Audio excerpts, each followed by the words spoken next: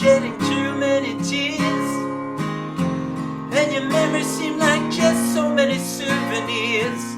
I will come to you to ease your pain. If you want me, tell me now. If I can be of any help, tell me how. Let me love you like a friend. Everything gonna come right in the end. When you cry like a poor little child, and you're feeling like you could never be reconciled, don't forget a word, what I'm saying, yeah. If you want me, tell me now. If I can be of any help, tell me how. Let me love you like a friend. Everything gonna come right in the end. Well, I can hold you too tight. I can never let you go, but that wouldn't be right. So why don't you let me know? Let me know what you gonna do. Everybody got a handful of fear, but tomorrow it may only be a souvenir of the way it was till it went away. If you want me, tell me now. If I can be of any help, tell me how. Let me love you like a friend. Everything gonna come right in the end. Souvenir, souvenir, souvenir, souvenir.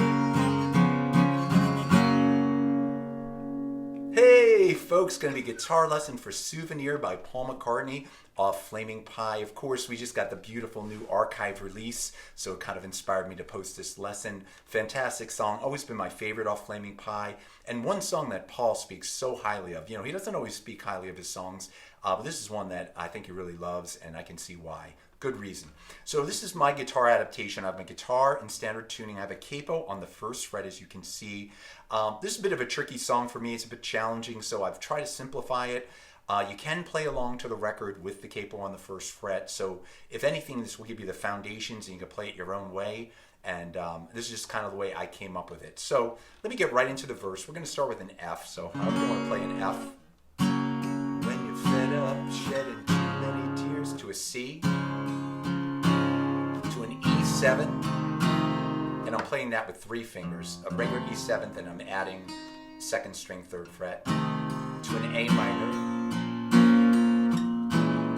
and then that chord, the money chord, I think it's a G diminished or some kind of G diminished, I'm not sure exactly, so I'm going to call it a G diminished, but all I'm doing, the shape is very easy though, it's just an A7th shape, and just slide that down to the 1st fret.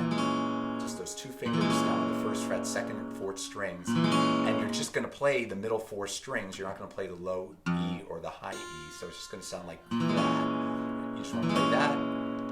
Again, we're going to call that a G diminished, to a G, G major, back to a D or a D7, and then I add a C bass note. So let me go through those chords one more time. So we're going to start with an F, to a C, E7, A minor, now G diminished, G, I'm going to play a D7, then I'm going to add the C bass note. So that's the verses. Now the riff part, of course, I'm not playing the way they play it on the record. It's electric guitars, a lot of stuff going on. And I try to play this with open chords, kind of strumming, probably would be a G7th to a C7th, but that didn't sound right. So this is what I came up with. Let me just show you first. So it's...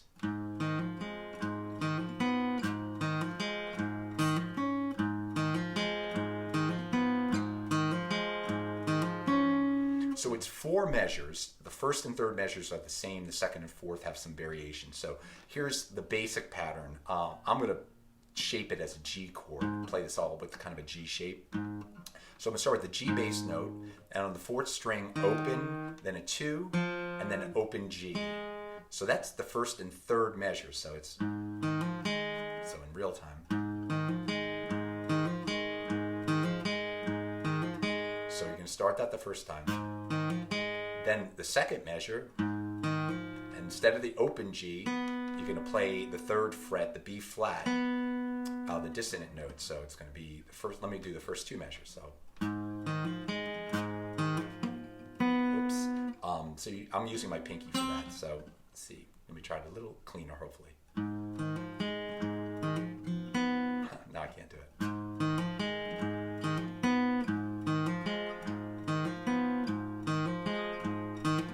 So that's the first and second measures. And then the third measure is the same with the open G. And then the fourth measure, instead of the third, you can go to the 5, the C note. You can add that. So the whole thing is...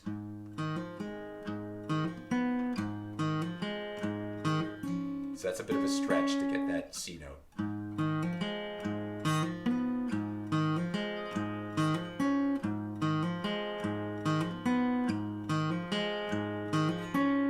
So that's as close as I can get to that riff. So, it's hard to sing and do that. It's hard to play too. So if you come up with something better, that's great. So that's the riff.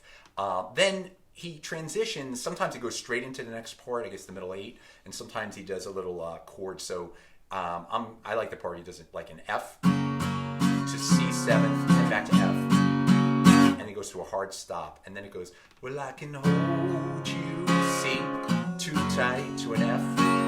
I would never let you go C back to F, but that wouldn't be right. Then a 4 downstroke. Why don't you let me know B flat? So the so, it's so. Why don't you let me know B flat to a C? Let me know what you wanna do F. And it's really. And you do a hard stop, and then you're back into the verse. So let me do that one more time. Well, I can hold you F tight. I would never let you go C back to F. Wouldn't be right. So why don't you B flat C? Won't you wanna F? Then the last part. Everybody got a handful of fear. E7, but tomorrow to an A minor. Souvenir, then the G diminished. The way G till it went D7. Then when they add that C bass, you're back to the riff.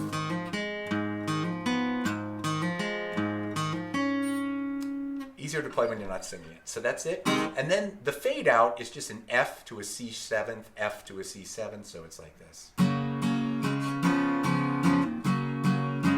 Souvenir, souvenir, souvenir, souvenir. That's it, folks. That's Souvenir by Paul McCartney from Flaming Pie. Again, a fantastic song. One of my favorites, not just off this album, but of Paul in general. Such a great track. I hope you're having a great summer. I hope you're staying safe.